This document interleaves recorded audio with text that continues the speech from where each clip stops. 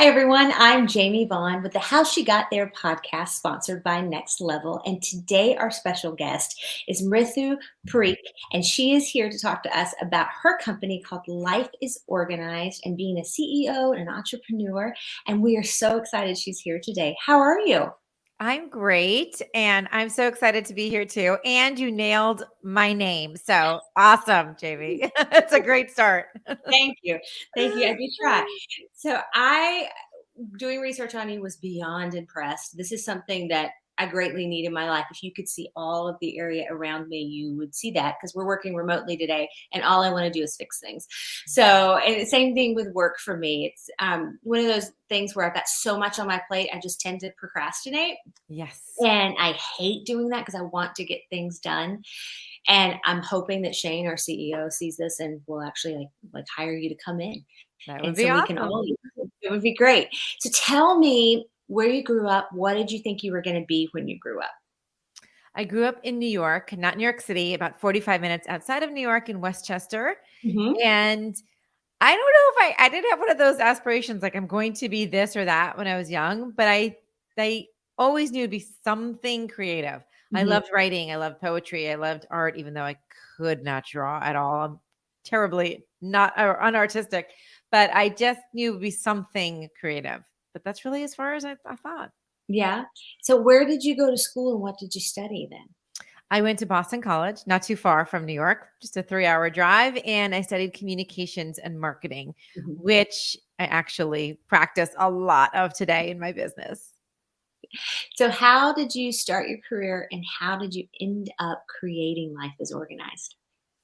Well, I feel like every business is just it's this evolution, it's this Mhm. journey. And like I said, I didn't really have a place where I thought I was going to start and where I was going to end. It did not have that vision. So it's just this like this trip along the way. But essentially I was in marketing and client services out of school and all different types of roles, but essentially digital marketing and Mhm. actually direct mail back in the day Yes. for about 10 or 11 years in my career. And then my husband got a job opportunity down in Nashville.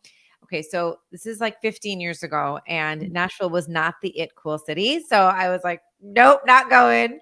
And I had my 2-year-old son at that time, and my husband said the magic words were, "If you come, you won't have to work." I was like, "Sign me up, brother. I'm there."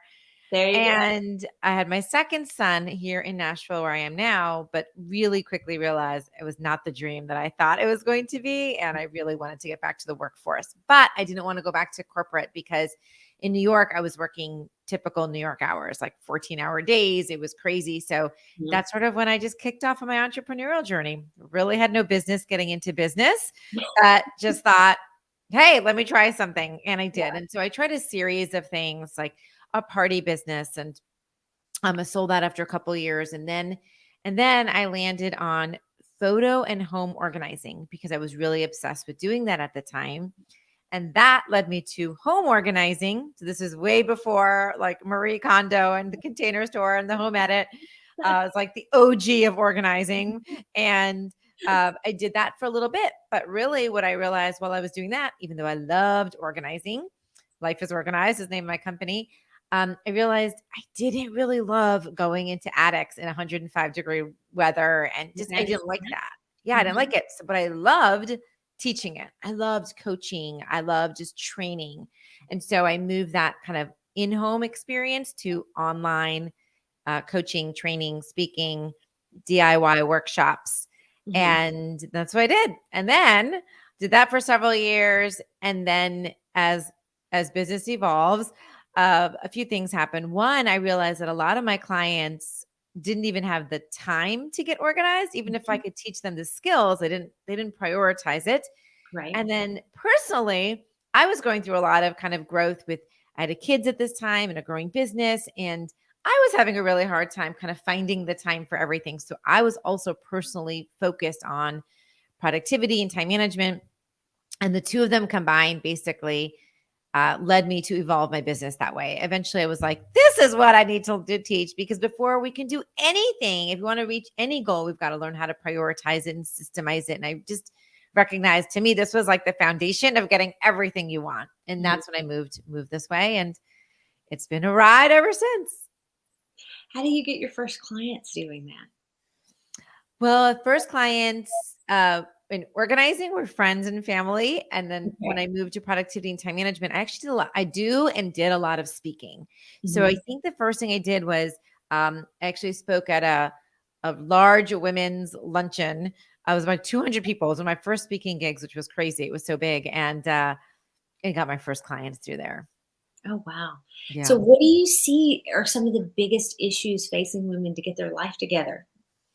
Oh gosh, we're just doing it all, right? We're doing everything in the business, everything at home, with the community, with family, um, with church, with just all of Mhm. it. And so much lands on our shoulders. I think the expectations are so high from other people, from society, from family, and then also from ourselves. I think women are really driven, really ambitious, just sometimes have the weight of the world on them. And I think that's really it. It's sort of like the people pleasing, some of the perfectionism, Yeah. and just some of just like the really high expectations that we have on ourselves.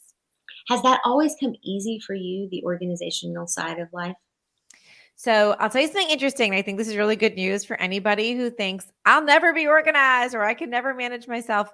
So I would say what came very naturally to me was the organization. Like I've always loved the closets and the desk organization and kitchen. So that actually, yes, I would say is pretty innate. Like I have very organized parents, and it was just like something that was learned, I guess. But prioritizing, goal setting, focusing, those are very different skills. Mhm. And that is not what I was good at. So I would say over the many years, like I said, I was going through that personal development. And of course, now I've been training on this for years. I'm always a work in progress and I've gotten Mhm. so much better at it. But I truly believe that whether it's organizing or being more productive, it's absolutely 100% a skill that anybody can learn with the right guidance. Can you give us a little snippet of, like, what's one thing we should go and do? Like, if we Oh, could do yeah. something today. Oh, yeah, yeah. So I have so many, but okay. So if I had to say one, if I was like, okay, here's a quick takeaway that everyone can do, it's really being more intentional about what you want to get done every day. Mhm. But I have a really just like simple question to answer for every day. Like every day, just answer this question and say, before my head hits the pillow tonight, what would make me feel most successful? Okay, Okay. what would make me feel more successful? So really tap into your feeling, because you know how some days you can be on, right? From like Mhm. 6 a.m. to 10 o'clock, you have not sat down, you like running around like a crazy person, but still at 10 o'clock, you can go to bed and think, I got nothing done today. Right. Right. That's the worst. It's the worst feeling. But if you're like, okay, if you start your day thinking, and I always say 3 to 5, five maximum, start with that. What are Okay. the five top things that would make me feel really awesome tonight? Like when I go to bed, I'm like, this was a great day. Even if all this other nonsense happens and lots of distractions happen, what would be awesome? Well, then you might say, okay, I'd feel really great if I went to the gym. I'd Mhm. feel really great if I like actually made that phone call to the credit card company that I've been putting off for 4 weeks. Mhm. I'd feel really good if I, got that system together to delegate to my team or whatever. And so when you start really tapping into how I'm going to feel, which is why I think I look at productivity a little bit differently than maybe other gurus out there. Mhm. To me, it's not necessarily the more you do and the most efficient, but how you're going to feel about it. Because if you feel really great, that means you're going to tackle things you've been putting off. You're going to Right. tackle things that are really important to you, and you're gonna feel really motivated and inspired Mhm. at the end of the day. Instead of feeling like I got nothing done, you'll be like, this was a pretty good day, and that's a Yeah. great way to like end your day. That Yeah, is a great piece of advice. I'm gonna have to try that. I know that we're very big at Next Level of making sure that we set our goals for the week, for the day, that's awesome. for the month, all of those. But sometimes, when you get down to the minutia of everything, you don't feel like you've had the time to get all of that done. Yeah, You've got people coming in and asking for things or needing help on something. And we're always really good in the office about making sure that teamwork is first. But then sometimes, you're like, oh my goodness, I thought I was going to get all this done today. But setting those for that day, I think are really, really important too. yeah. So, um, so you've got podcasts, you have a newsletter, you have all of these great things and resources. How can somebody get in touch with you? The best way is to to connect would be to come on over to my website, which is lifeisorganized.com. And like you said, yeah, you could find out my free training, resources, podcast, book. It's all there. I'm also on Instagram, but I still think coming over to the site is like where you can get to know me the best. Yeah, there's tons of info on there, everyone. Make sure you go and read everything. I'm really impressed with all of it because I'm not even organized to get all that done. Yeah, I'm living in a house I bought a year and a half ago and still not unpacked. So Right. yeah, Right. so It happens. life gets in the way. Yep. Hey, what's the best piece of career advice you've ever been given? Ooh, I don't know that I've necessarily been given this, but this is what I'll give Okay. after doing this for a long time. I've been an entrepreneur now for almost 13 years, so it's been a Mhm. bit. Um, I would say don't wait to make the change you know you need to make, whether Mhm. it means starting your business or when you're in your business.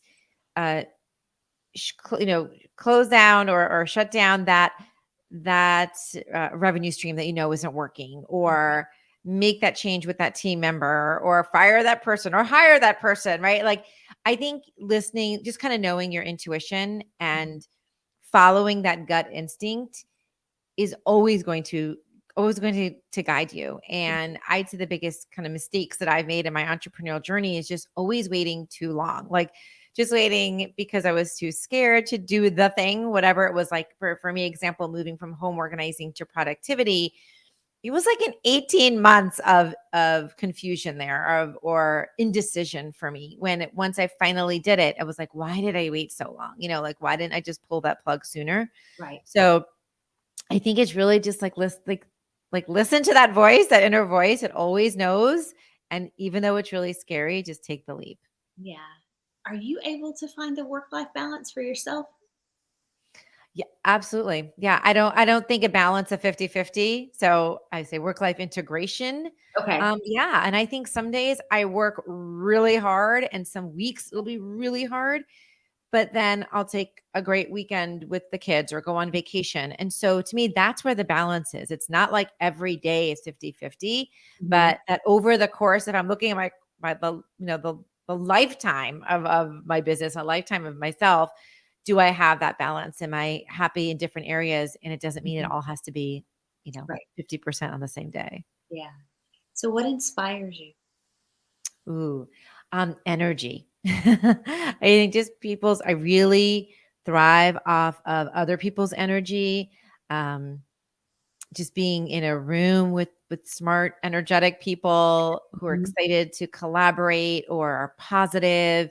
Um, that is probably just the most inspiring thing. And by the way, that could be a virtual room, it can be in Yeah. person, but it's just sort of like that vibe, right? You get from certain people or situations or environments. Yeah. Well, thank you so much for coming by and talking to us and giving us some help today and some tips. And everybody, please go follow her on all her social media. Go sign up for her newsletter, listen to her podcast. It's absolutely amazing. Lifeisorganized.com or .org? .com. .com. Okay, so Yeah. lifeisorganized.com. And thanks so much. Thank you so much for having me. This was great. Absolutely. Just